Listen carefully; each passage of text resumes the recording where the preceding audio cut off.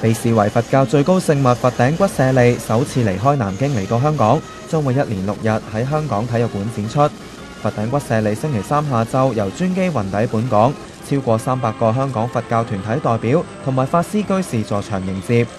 由於佛頂骨舍利係無價之寶，冇保險公司肯承保，所以由24個高僧組成嘅護法團24小時保護。警方亦都派出近100名警員在場戒備。專機旁邊特別設置升降台同埋鋪上紅地氈，由8大金剛將幾百公斤重嘅舍利寶塔慢慢移出機艙，並由4名法師喺台上面誦經守護。一班高僧坐喺停機坪上進行灑淨同埋獻花儀式。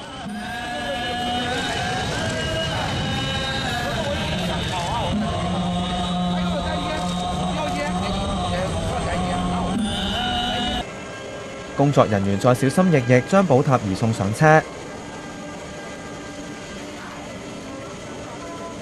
運載舍利寶塔嘅車隊其後去到紅館，寶塔進場嘅時候，由銀樂隊同舞獅以及一班散花仙女夾道歡迎。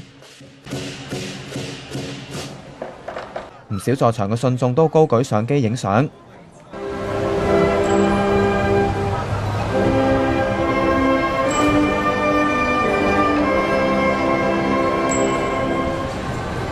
而喺安奉大典上面，一眾僧人、嘉賓同埋信眾都雙手合十，又亮起手上嘅智慧燈，低頭誦經，氣氛莊嚴殊勝。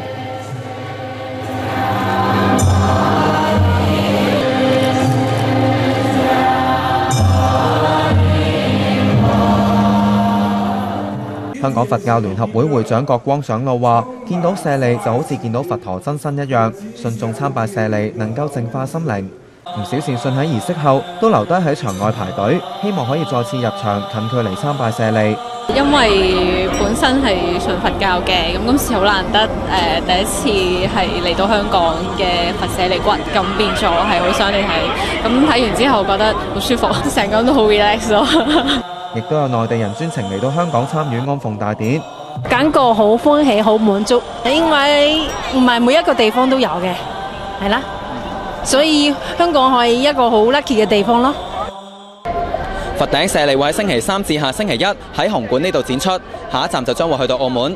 主辦單位預計會有超過30萬嘅善信前嚟瞻禮。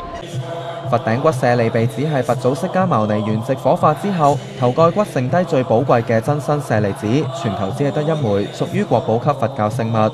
考古人員2008年喺南京發現出土，今次舍利嚟到香港係自2010年喺南京棲霞寺盛世重光之後，首次離開南京公開展出俾信眾瞻禮，亦都係適逢佛誕以及香港回歸15週年。